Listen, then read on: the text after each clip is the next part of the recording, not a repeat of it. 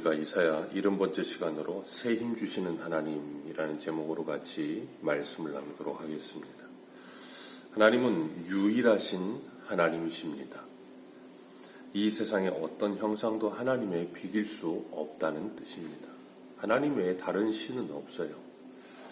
하나님은 우리에게 하나님만을 섬기라 하시는데 우리는 유일하신 하나님 말고도 수많은 우상들을 만들어서 하나님을 그 수많은 우상 사이에 두고 하나님도 섬기는 어리석은 모습을 가질 때가 참으로 많습니다. 그래서 육신의 정욕과 안목의 정욕과 이생의 자랑에 빠지는 유한하고 사라질 것들, 다 지나갈 것들에 자꾸 우리의 마음을 빼앗기는 어리석음을 보기도 합니다.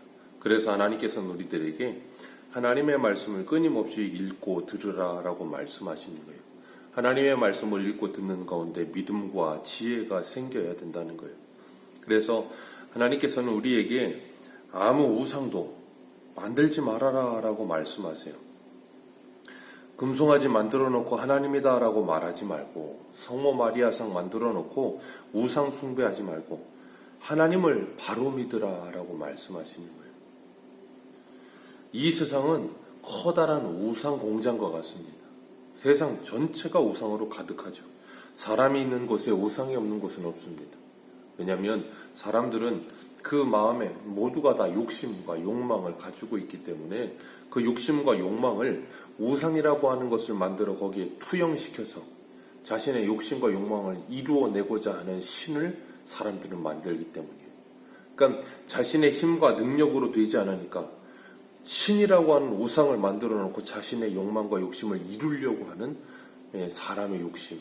그래서 하나님은 이 계명에서 너를 위해 새긴 우상을 만들지 말라라고 말씀하세요. 우리가 우상을 만드는 이유는 나 자신 때문입니다. 그러나 예수 그리스도를 믿는다는 건 하나님의 영광을 위하여 사는 거예요. 그러니까 이 세상에 있는 모든 종교와 기독교의 차이점은 딱 하나입니다. 이 세상의 모든 종교는 나를 위해 존재해요. 나를 행복하게 하고 나를 즐겁게 하고 나를 섬겨주고, 그러니까 모든 것이 중심이 나인데 기독교는 하나님이 중심이시고 예수 그리스도가 중심이신 거예요. 그래서 나를 구원하신 하나님, 나를 구원하신 예수 그리스도의 십자가의 은혜를 감사하여 하나님과 예수 그리스도의 영광을 위해 살아가게 되는 거예요. 그것이 우리가 믿는 기독교입니다. 그래서 우리는 세상의 모든 종교와 다른 거예요. 그 시작과 출발 자체가 다르죠. 하나님께서는 우상이 사람이 만든 것에 불과하지 않느냐. 19절에 우상은 장인이 부어 만들었고 장색이 금으로 입혔고 또 은사슬을 만든 거 아시냐. 아니 세상에 자기 손으로 만들어 놓고 그걸 신이라고 말을 하면 그걸 섬기는 어처구니 없는 일이 얼마나 어이가 없습니까? 아니, 자기가 손으로 만들었어요. 그러면 신을 자기 자신이 창조해낸 거잖아요. 자기 자신이 만들어낸 거잖아요. 그럼 신이 높습니까? 내가 높습니까? 내가 높은 거예요. 그러니까 내가 만들어낸 신이 내 소원을 들어주지 않으면 그 신도 버려버리는 거예요. 왜? 내가 만들어낸 거니까.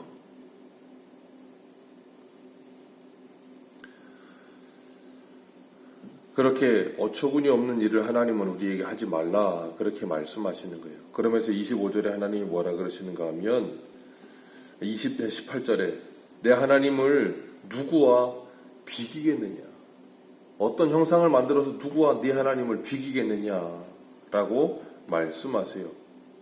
다른 무엇과 비교하지 말라는 거예요. 우리가 세상을 살면서 가장 기분 나쁜 것 중에 하나가 비교당할 때예요. 다른 사람과 내가 비교당할 때 사람은 굉장히 기분이 나쁩니다. 하나님이 다른 신, 다른 우상과 비교를 당할 때 얼마나 기분이 나쁘시겠어요. 하나님은 한 분이시고 다른 어떤 것도 우상이, 신이 있을 수가 없는데 신이라는 걸 사람이 만들어 놓고 하나님의 피조물인 사람이 신을 만들어 놓고 다른 신과 하나님을 견주어서 비교하고 있어요. 이게 얼마나 말도 안 되는 일입니까? 25절에 하나님께서 말씀하시기를 나를 누가 동등하게 생각하며 비교하느냐? 하나님께서 그렇게 말씀하세요. 18절에도 말씀하시고 25절에도 말씀하시고 내 자신이 비교당하는 것 싫고 비교의식이 굉장히 비참하다는 걸 알아요.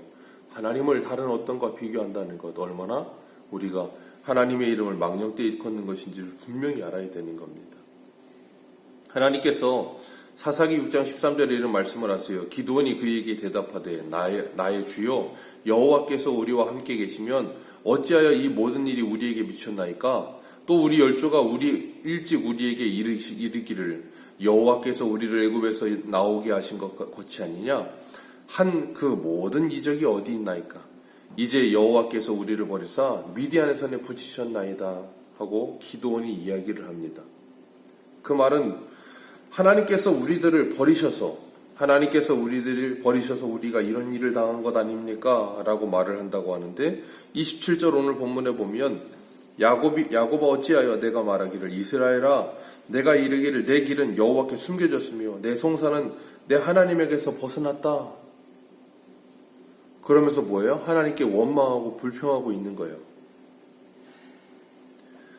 우리들도 이럴 때가 있어요. 하나님 앞에 우리가 어려움을 당할 때, 힘든 일을 당할 때 하나님께서 우리를 연단하시고 하나님께서 우리를 하나님의 사랑으로 빚어가시는 과정 속에 있는 것인데 그것이 우리에게 깨달아지지 않고 이해가 되지 않을 때는 원망하고 불평합니다. 왜 나만 이런 일을 당하게 되냐고. 다른 사람들은 다 그냥 편안하게 잘 사는 것 같은데 왜 나는 이런 인생을 살아야 되느냐는 그런 원망과 불평이 우리 안에 터져 나올 때가 있어요. 왜 그래요? 다른 사람과 나를 비교하거든요. 다른 사람은 다른 사람의 길이 있고 나는 나의 길이 있는 거예요. 하나님께서 우리를 하나님의 창조물로 만드시면서 우리를 하나님의 작품으로 만드셨어요. 하나님이 우리를 상품으로 만들어서 천편일률적으로 다 똑같은 모습으로 만들어내지 않으셨다는 말이에요. 이 사람은 이 사람의 모습대로 저 사람은 저 사람의 모습대로 하나님이 만드시는 거예요. 예전에 보니까 어떤 예술가가 산의 나무 중에 죽은 나무만을 가져다가 그 죽은 나무를 잘 갈아가지고 멋있는 나무 작품을 만드는 걸 봤어요. 그 사람은 죽은 나무를 가져다가 이렇게 보고 있다가 나무마다 다 모양이 다를 것 아니에요. 죽은 나무들을 보고 있다가 이 나무를 어떻게 하면 되겠다 싶어서 이렇게 막 만들어 놓으면 굉장히 멋있는 작품이 되더라고요. 하나도 같은 게 없어요. 다 다릅니다. 그런 것처럼 우리의 인생도 마찬가지예요. 하나도 같지 않습니다. 다 다릅니다. 다른 누군가와 나를 비교하는 순간 우리는 비참해져요. 우리는 다른 누군가와 나를 비교할 필요가 없어요. 왜요? 신앙은 언제나 나와 하나님과의 관계예요. 하나님이 나를 하나님의 사람으로 아름답게 빚어가기 위한 하나님의 방법으로 나의 시간에 맞춰서 하나님께서 하나님의 시간을 나의 시간에 맞춰서 나를 하나님의 사람으로 만들어내고 계시는 중이에요. 그것이 조금 일찍 만들어지든 좀 덜 만들어지든 우리가 생각하지 못한 방법으로 만들어지든 우리는 지금 진행하고 있는 거예요.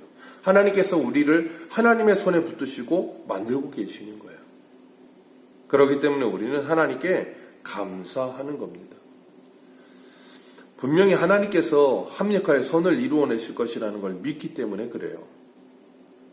그래서 하박국은 이렇게 말합니다. 이 묵시는 정한 때가 있나니 그 종말이 속히 이르겠고 결코 거짓되지 아니하리라. 비록 더딜지라도 기다리라. 지체되지 않고 정령 응하리라. 오직 의인은 그 믿음으로 말미암아 살리라. 우리는 그래서 하나님의 말씀을 통해 인내를 배우고 하나님께서 우리를 하나님의 사람으로 아름답게 빚어가실 것을 기대하며 우리의 하루하루를 살아가는 거예요. 오늘 28절 같이 한번 읽습니다. 시작.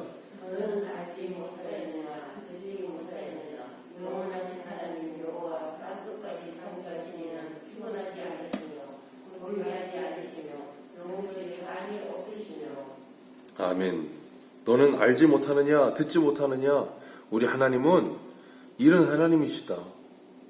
하나님은 피곤치 않고 곤비치 않고 명철이 한이 없으신 분이시다. 그 하나님은 무한하신 하나님이요 전능하신 하나님이시다라고 분명하게 이야기하고 있는 거예요.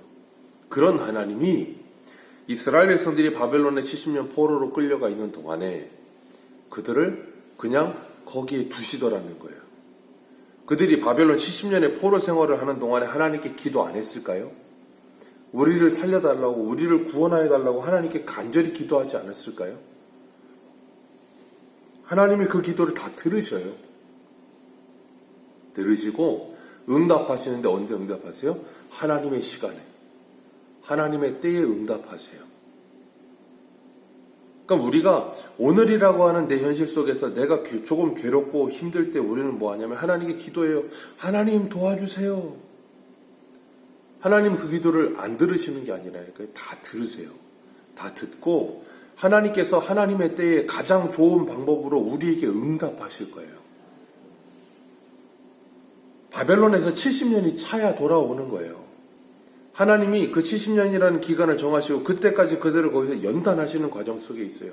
그럼 그들은 뭐 하냐면 하나님 도와주세요 부르짖는 가운데 거기서 하나님께서 그들을 연단하시고 그 기간이 다 차고 돌아올 때 하나님께서 그 기도를 응답하시는 거예요.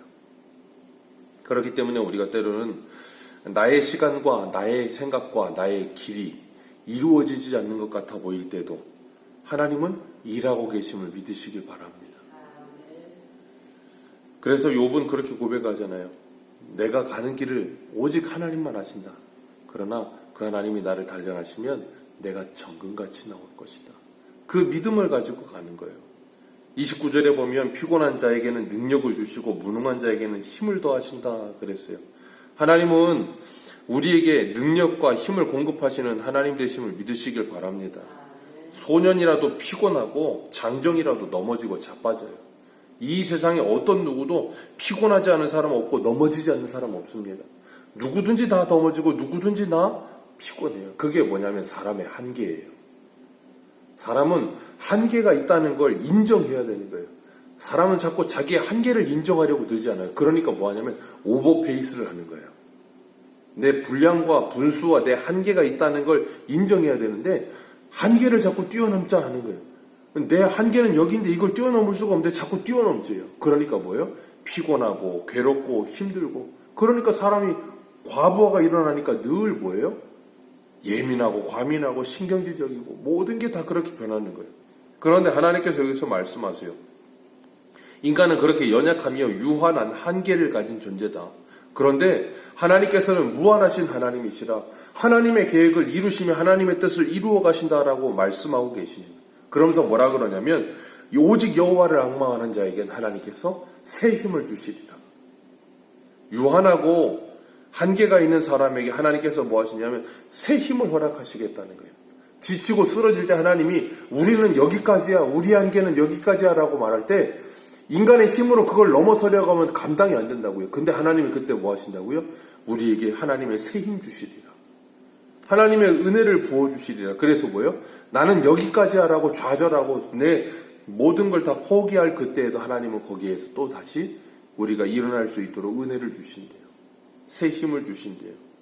그렇기 때문에 여호와를 앙망하는 자, 그 말씀의 위로를 받는 자, 하나님께 소망을 두며 살아가게 되는 거예요. 하나님께서 우리들에게 그런 하나님의 은혜를 허락하시겠다라고 말씀하세요.